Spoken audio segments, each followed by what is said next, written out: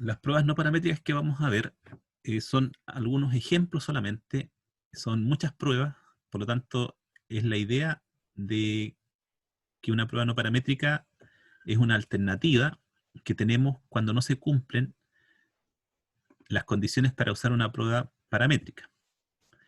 Entonces, nosotros hemos visto pruebas basadas en distribuciones normales, basadas en distribuciones t-student, basadas en distribuciones f de Fisher. Para poder usar esos procedimientos necesitamos de algunos supuestos que tienen que cumplirse. Por ejemplo, hay un supuesto muy importante que es el de normalidad de las poblaciones. Pero cuando no se cumplen algunos supuestos, entonces no es correcto usar la prueba paramétrica que uno conoce. Por ejemplo, la t-student exige para probar una hipótesis referente a medias que la población sea normal y como el sigma es desconocido, entonces usamos la t-student. La normal la usamos cuando las poblaciones son normales y sigma es conocido. Y una aproximación es cuando usamos el teorema central del límite. Ya, entonces cuando no se cumplen algunas condiciones, hay unas pruebas que se llaman no paramétricas, que no se basan en distribuciones de probabilidad conocidas, o también se dicen pruebas de distribución libre. Ya, algunos ejemplos de pruebas paramétricas y su alternativa no paramétrica. Cuando nosotros trabajamos con muestras, si tomamos dos muestras y las comparamos, podemos usar una prueba t-student paramétrica, pero hay una no paramétrica que es la de Wilkinson. Cuando tomamos más de dos muestras, que es lo que hemos estado haciendo, usamos una ANOVA. Esa ANOVA está basada en la distribución F. Pero cuando las muestras están relacionadas, la no paramétrica es la prueba de Friedman. Cuando las muestras son independientes, tomamos dos muestras, nosotros usamos t-student.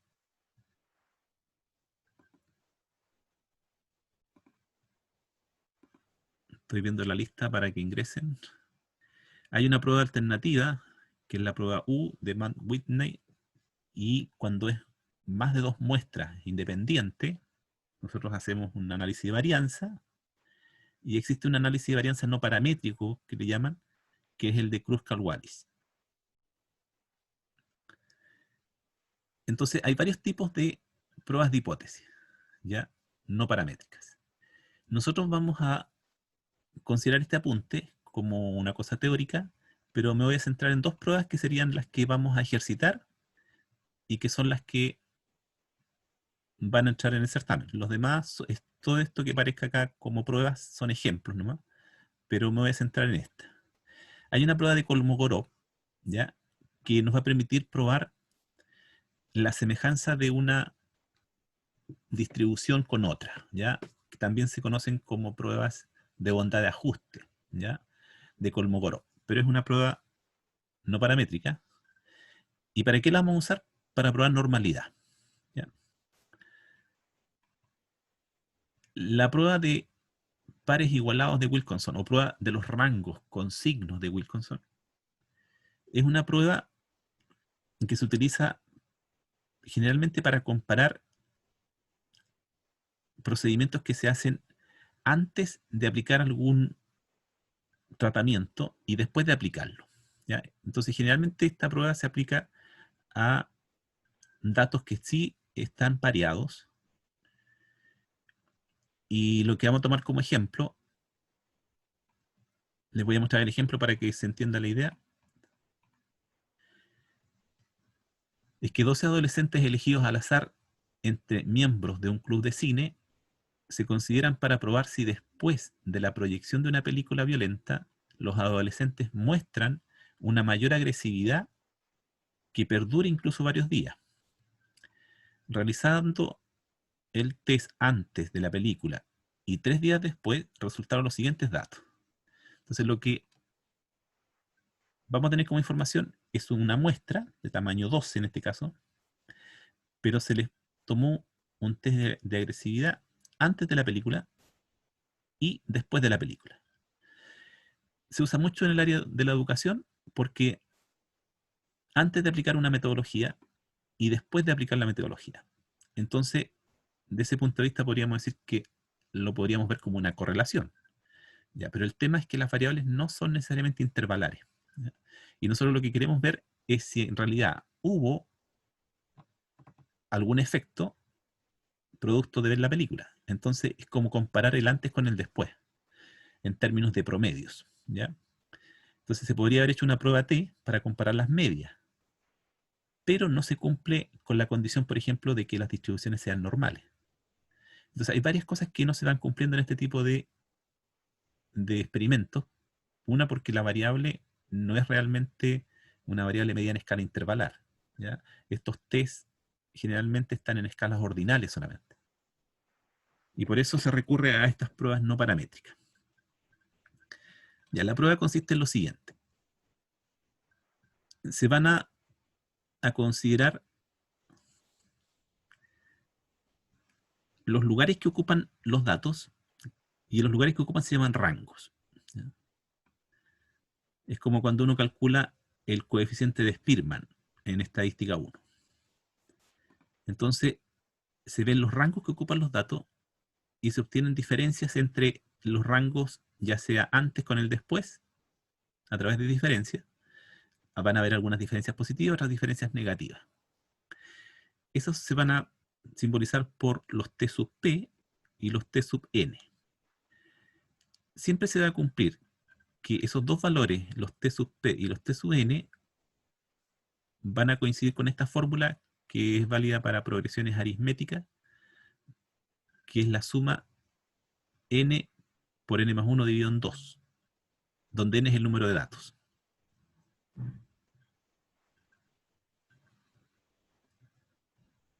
Ya, si no hubiera diferencia significativa entre las dos muestras, o sea, entre los T sub P y los T sub N, tendrían que ser iguales con un valor cercano al promedio de los n rangos. Ya, ahí se saca un promedio de esos valores como n por n más 1 dividido en 4.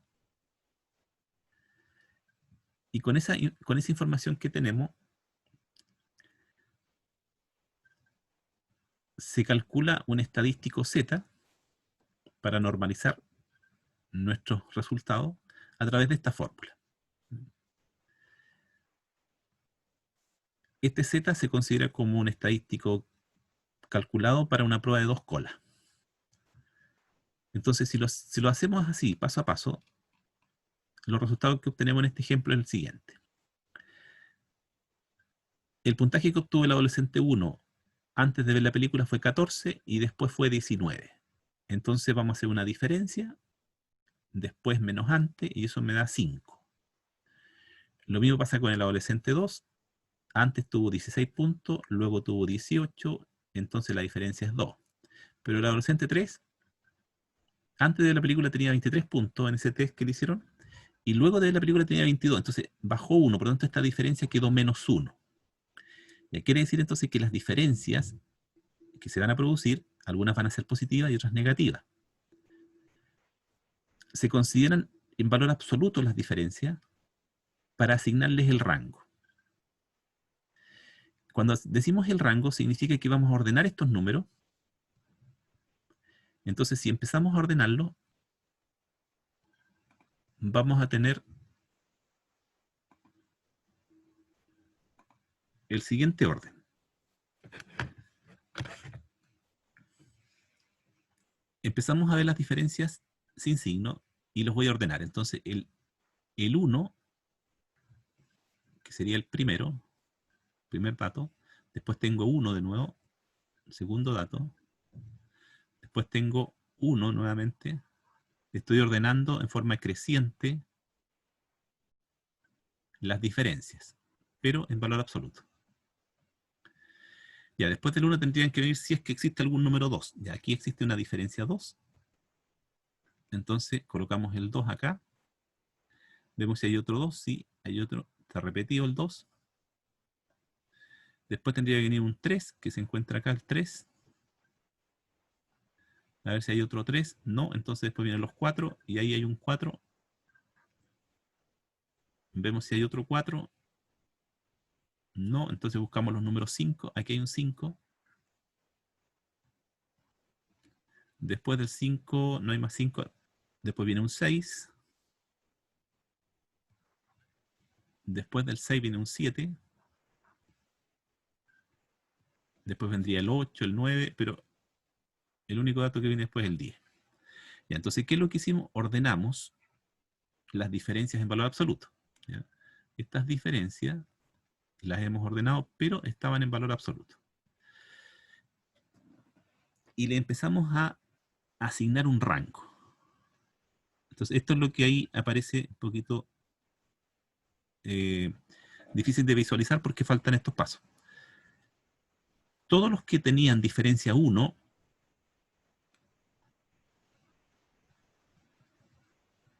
se tienen que promediar los lugares que ocupan, ¿ya? Entonces, cuando me refiero a los lugares que ocupan, lo podemos ver el número del adolescente acá,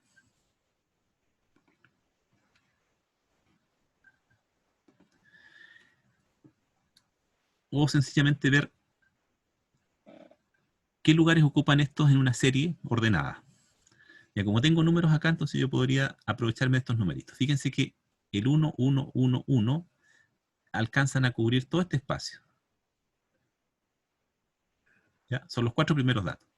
Entonces, el rango que se asigna es el promedio de estos lugares que ocupa. Entonces, si sacamos el promedio del 1, 2, 3, 4, el promedio es 2,5. Por lo tanto, todos los unos se les asigna un rango 2,5. Fíjense, ahí está el 1 con su 2,5, ahí está el 1 con su 2,5, el 1 con su 2,5 y el 1 con su 2,5. Ese fue el rango asignado. ¿Y qué pasa con los que tienen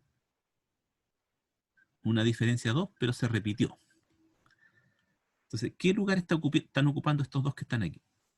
Están ocupando el quinto y el sexto lugar. Ya lo voy a dejar ahí, que se note la diferencia. Este 5,6 se promedian y nos da 5,5. Por lo tanto, los que aparezcan con una diferencia 2, este por ejemplo, se le asigna un 5,5 como rango. El otro que tiene un 2, este, se le asigna un 5,5 como rango. El 3 no se repite, el 4 tampoco, el 5, el 6, no hay más datos repetidos. Entonces, cuando no hay más datos repetidos, ya se le empieza a asignar el lugar correcto. Por ejemplo, este número 3, ¿en qué lugar se ubicó? En el séptimo lugar. Entonces, el 3 se le asigna el 7. ¿Y qué pasa con el 4? ¿Qué, qué lugar ocupa? El octavo, el 8. Entonces, el número 4 que está aquí, se le asigna el número 8 como rango. Y así sucesivamente. Al 5, el 9.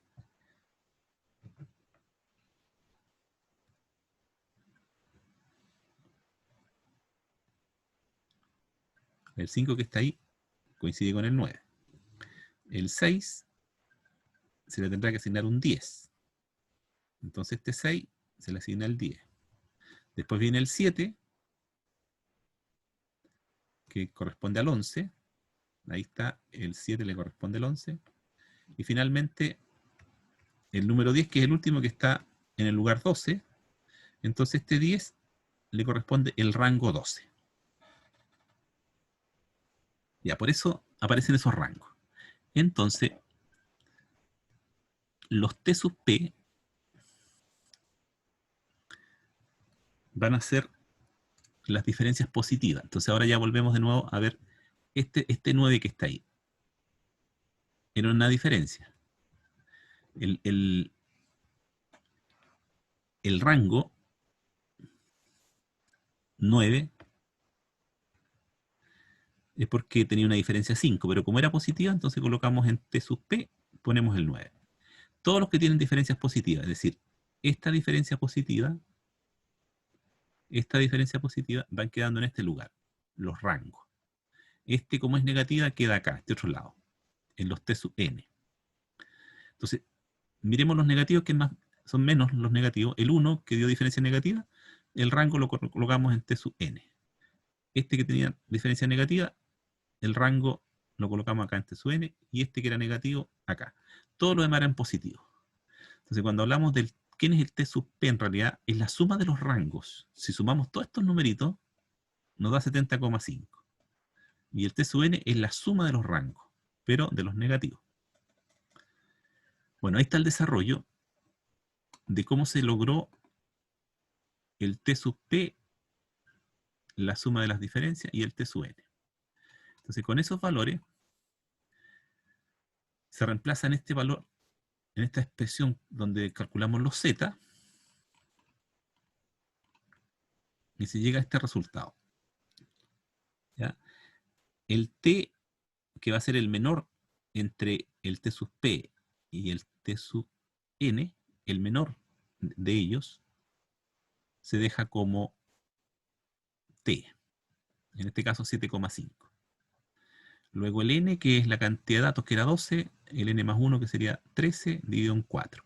Y abajo son solamente valores de n, así que eso es fácil, de 12, 12 más 1, y 12 por 2, 24, más 1, 25. Al calcular eso me da 2,47 negativo. Entonces, el área a la izquierda, porque como es una prueba bilateral, el área a la izquierda del 2,47 nos da un 0,0068. Si consideramos un alfa un 5%, claramente tenemos que rechazar la hipótesis. ¿Qué es lo que plantean estas hipótesis? Igualdad de frecuencias, ¿ya? O sea, que la forma en que se distribuyen es igual. Por lo tanto, va más allá de comparar las medias. Generalmente a veces se estudian las medianas y se dice que es una comparación de medianas.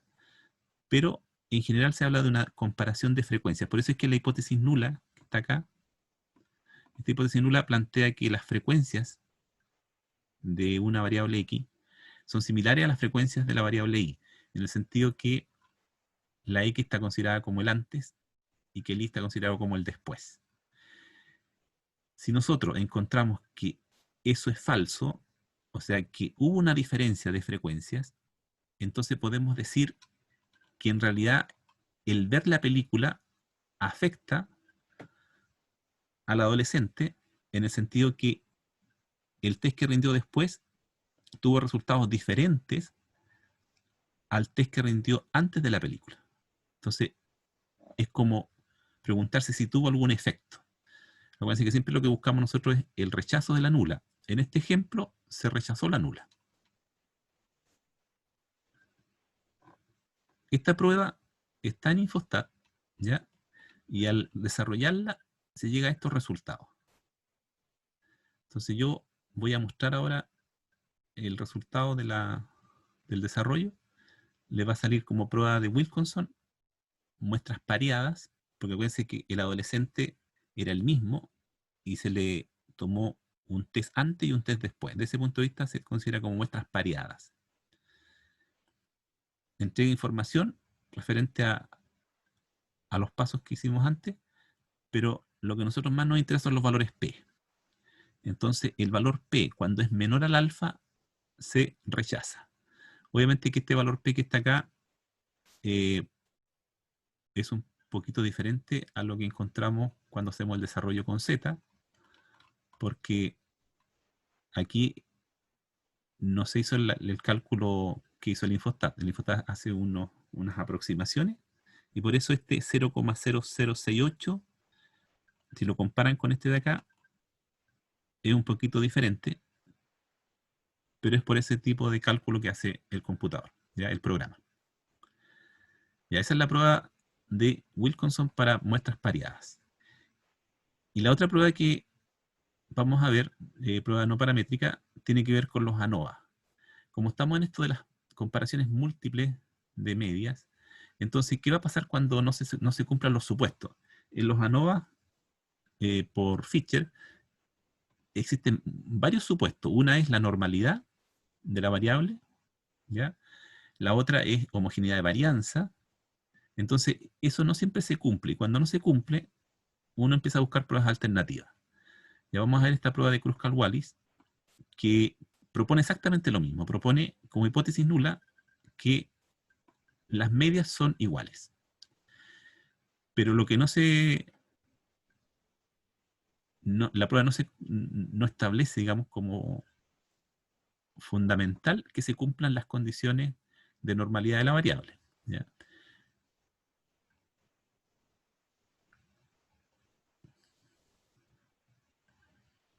Ya, como ejemplo, vamos a considerar este que lo saqué de la misma guía de análisis de varianza que tienen en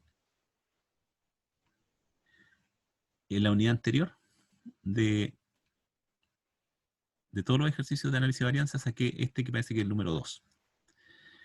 Ya, ¿por qué lo hice? Porque cuando se habla de metodologías, generalmente las variables no son normales. Entonces aquí dice que la tabla siguiente resume las notas de alumnos sometidos a 4 metodologías distintas en un lapso de 30 días. Entonces aquí hay un grupo de estudiantes que tuvieron una metodología 1, acá hay otros grupos de estudiantes, un grupo de 6 estudiantes que tuvo una metodología 2, obviamente para los mismos contenidos, y un tercer grupo con metodología 3 y un cuarto grupo con metodología 4. Ya, ¿en qué consistía la metodología? No se especifica, pero imagínense que pueden ser, por ejemplo, metodología usando TIC, metodologías no usando TIC, etc. También podría ser eh, diferentes lugares donde se está haciendo la clase. Algo diferente tiene una metodología de la otra. Entonces la pregunta es, ¿se puede afirmar que las notas difieren según la metodología usada? Con un alfa de un 5%. O sea, esto es muy común en educación, hacer pruebas de hipótesis que permitan concluir si una metodología es mejor que la otra.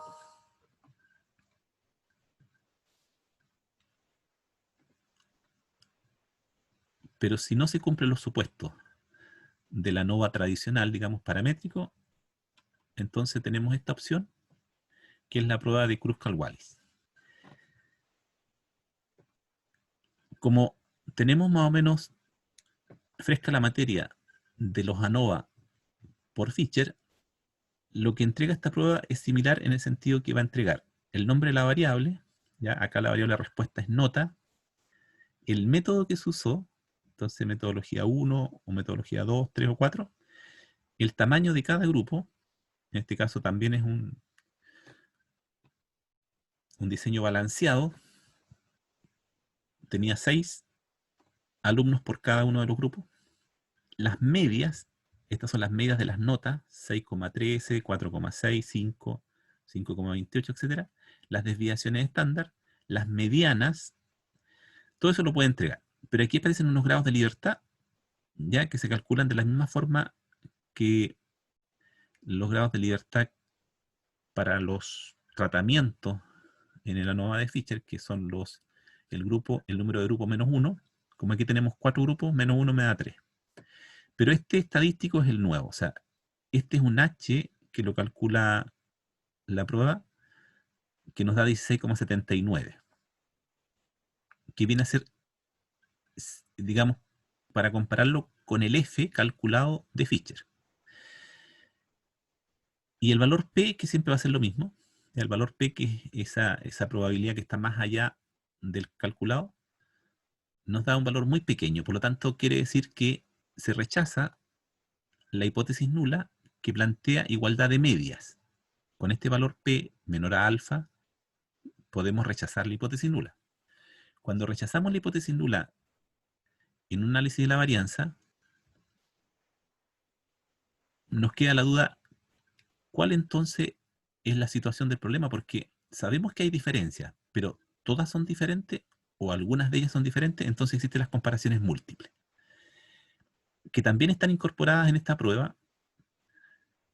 Se seleccionan igual como se hace con el ANOVA de Fischer y lo entrega en este formato.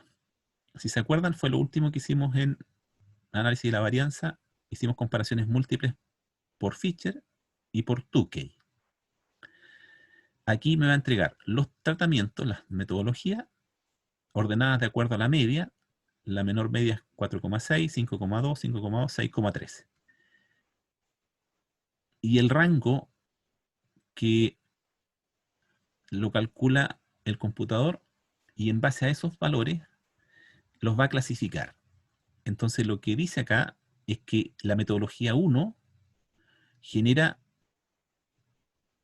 un promedio de nota significativamente mayor a lo que generan las otras metodologías. Entonces, es lo mismo que hacíamos en la nota anterior. Estas letras A significa que no hay diferencias de promedios entre la metodología 2, 4 y 3. Pero sí la metodología 1 se diferencia de todas las demás.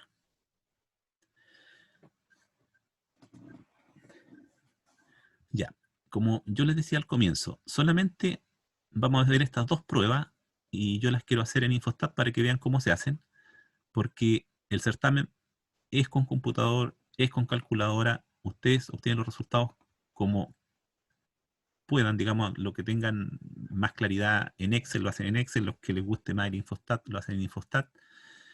Yo particularmente les digo que la asignatura estuvo orientada a usar este programa, por lo tanto, debieran poder resolver con Infostat todo. Entonces ahora lo que voy a mostrar es este mismo procedimiento. Voy a compartir la ventanita de el programa ya con los datos incorporados. Ya, entonces, cuando uno trabaja con un programa estadístico, no importa el programa que trabajen, más adelante, digamos, ustedes tienen que hacer algún trabajo y quieren usar un programa estadístico, siempre las columnas representan variables. Entonces, así se ordenan los datos. Si aquí nosotros observamos grupos de 6 estudiantes, entonces a esos estudiantes, por ejemplo, el estudiante 1, estrictamente le observamos dos variables. ¿Cuál fue la metodología que se le aplicó? En este caso, metodología 1, y la otra variable es la nota que obtuvo. Entonces, hay dos variables en el problema, y esas se tienen que colocar como columnas. Ya, primero voy a hacerlo por feature, ya, para ver el análisis de varianza que nosotros ya hemos visto. Entonces vamos a colocar la nota como variable dependiente, el método como variable de clasificación, aceptamos, y como ya sabemos que hay comparaciones múltiples, vamos inmediatamente a hacer las comparaciones múltiples. Ya vamos a hacer comparaciones múltiples por feature. Si se piden, las que nosotros vimos solamente fue la de Fitch y la de Tukey, en detalle. Y lo vamos a hacer al 5%. Ya aceptamos y obtenemos esta salida. En esta salida nos vamos a centrar en el cuadro de análisis de la varianza, en este.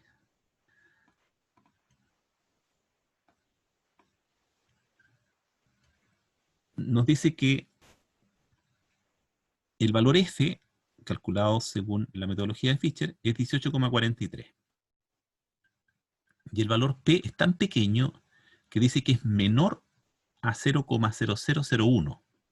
Por lo tanto, como el valor P es pequeño, nosotros concluimos que tenemos que rechazar la hipótesis nula con el nivel de significación que nosotros podemos dar. Por ejemplo, al 1% ya lo podemos rechazar, más bien al 5%.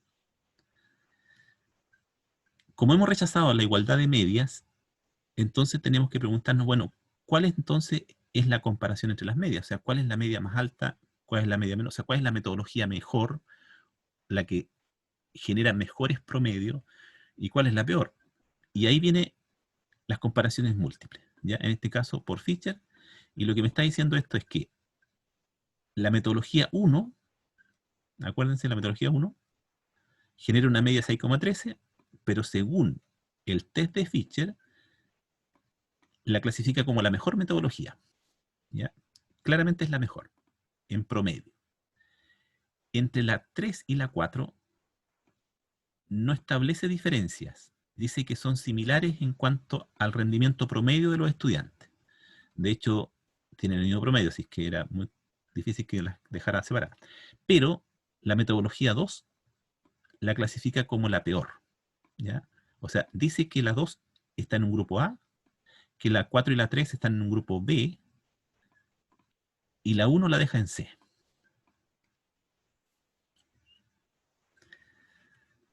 Ya, ¿qué problema hay con esto? Que como yo tengo que demostrar que mi población es normal, entonces, para justificar el uso de Fisher, nosotros debiéramos hacer lo siguiente. Debiéramos hacer una prueba de normalidad, y por eso le hablé antes de Kolmogorov. Entonces vamos a ir a una prueba basada en una muestra. Aquí donde están los intervalos de confianza, donde está la prueba de TV-Student. La prueba de rachas es una prueba no paramétrica. Está la prueba de normalidad de Shapiro-Wilk y está una prueba de bondad de ajuste de Kolmogorov. Esta prueba de bondad de ajuste me permite ver si una variable se distribuye según algún modelo que nosotros queramos comparar. Entonces voy a elegir la única variable que puedo. Por ejemplo, en este caso es nota. Si intentan colocar el método como variable, les va a decir que no. ¿Por qué? Porque es categórica. Entonces no pueden ver normalidad en una variable categórica. Aceptamos. Y aquí tienen estos modelos disponibles en la prueba de bondad de ajuste de Kolmogorov. Tienen la prueba normal, o sea, probar si es normal o no, probar si se ajusta a una TV-Student o a otro tipo de modelo. Ya vamos a hacerlo con una normal, pero para eso necesito la media y la varianza. Debo incorporarlas aquí, ¿ya? Entonces, voy a cancelar esto y voy a ir a estadísticas, medidas de resumen, y voy a calcular la media y la varianza de nuestra variable nota. Voy a aceptar y me da una media de 5,33 y una varianza de 0,39.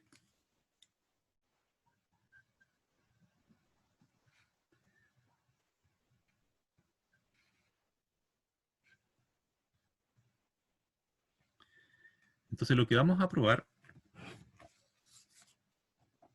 es si mis datos se ajustan a una normal con estos parámetros. Ya para eso vamos a estadística, inferencia basada en una muestra, la prueba de bondad de ajuste de Kolmogorov, nota, aceptamos, vamos a la normal, y aquí tengo que poner el parámetro que es la media, que era 5,33, y la varianza que era 0,39.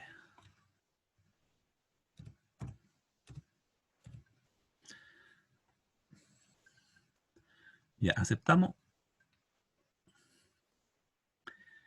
Y tengo aquí mi prueba de bondad de ajuste.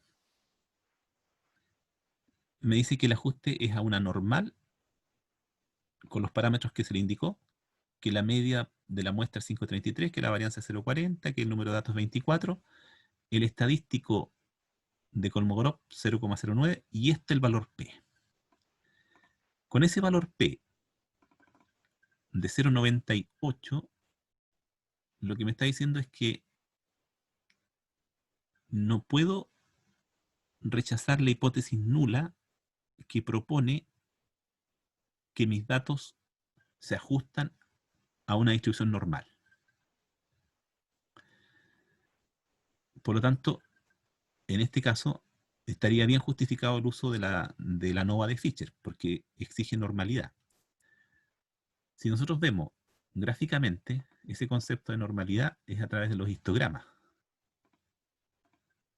Entonces, cuando hacemos un histograma, lo que estamos viendo es si esto tiene alguna forma normal, ¿ya? O si es demasiado diferente a una curva normal. Ya la prueba de Kolmogorov no es tan estricta, entonces vamos a hacer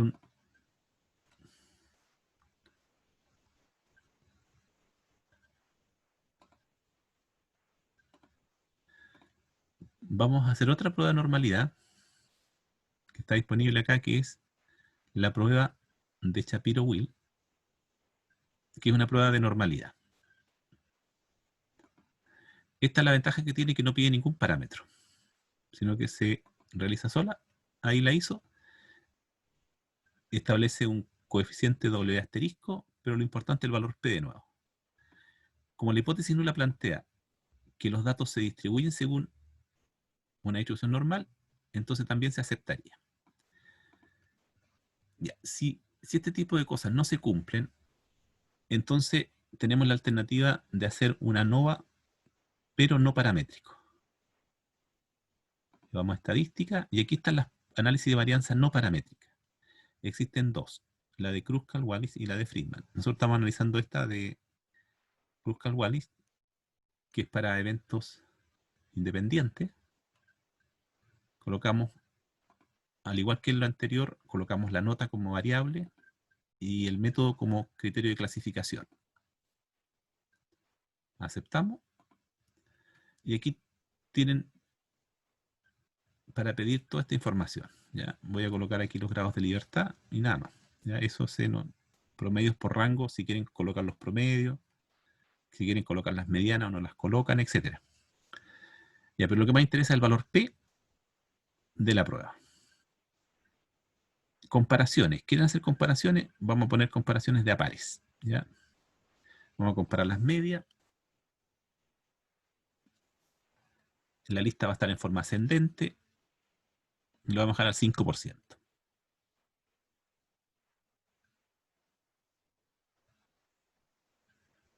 Al aceptar, aparece algo muy parecido a lo que era el ANOVA de Fisher. No aparece lo de regresión, no tiene sentido, pero ahora aparece lo que está en los apuntes. Entonces, si comparan esto, la diferencia que había entre lo que hicimos con el ANOVA original, les voy a mostrar aquí el ANOVA que hicimos al comienzo. Este era el primero que hicimos. El valor P era altamente significativo porque es muy pequeño, entonces vamos a rechazar, pero fíjense que el F dio 18,43. Pero aquí lo que hay que comparar son los valores P nomás. El valor P muy pequeño. ¿Qué pasa con Kruskal-Wallis de ahora? El valor P 0,0008. O sea, las dos rechazan la igualdad de las cuatro medias. La diferencia se produce en que cuando hicimos el test de Fisher para comparaciones múltiples, Fisher generó tres grupos y dejó la metodología 2 en un grupo, la más baja, la 3 y la 4 las puso en un grupo intermedio y la metodología 1 la puso como la mejor, la que tenía más alto promedio. En cambio, las comparaciones múltiples en la prueba no paramétrica hizo solamente dos grupos. No detectó diferencias entre la metodología 2 y la 4 con la 3, pero sí detectó la diferencia significativa de la metodología 1. Entonces, ese tipo de cosas ocurren, ¿ya? Que no van a ser exactamente iguales. En este caso se podían hacer las dos, pero en general las conclusiones más importantes van a estar, ¿ya? En este caso, la más importante era que la metodología 1, como era tan diferente al resto, la consideran ambas como la mejor metodología.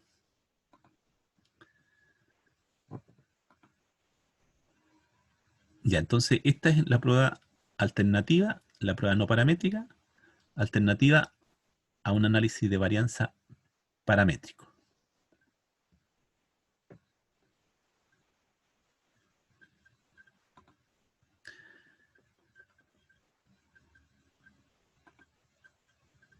Eso que les acabo de mostrar está en el apunte de pruebas no paramétricas. Entonces, ¿cómo se llegó a este resultado? Eso fue lo que expliqué recién. Y ahí termina nuestra última unidad. En realidad lo que hicimos fue ajustar los contenidos. Ustedes saben que se ajustaron los contenidos de todas las asignaturas. Entonces, aquí, por los tiempos, no se le está dando importancia al desarrollo paso a paso, ¿ya? Sino que lo que importa es que sepan hacer una prueba, para qué sirve, qué es lo que es la hipótesis nula que está planteada aquí, la igualdad de media en este caso, y poder comparar para tomar una decisión. Pero el desarrollo paso a paso no lo estamos considerando. Aquí yo puse la prueba de Wilkinson con un desarrollo, pero es una información que por el tiempo no lo estamos haciendo, no estamos ejercitando esto, digamos. ¿ya? Así que comparen el resultado que se obtuvo en el computador, que es este, para poder tener clarito cuál es la decisión que se toma cuando ustedes tengan los valores P calculados por el computador. Los estadísticos de las pruebas, que son estos valores anteriores a los valores P, ¿ya? Y cuál es la hipótesis nula que está planteada en cada una de las pruebas.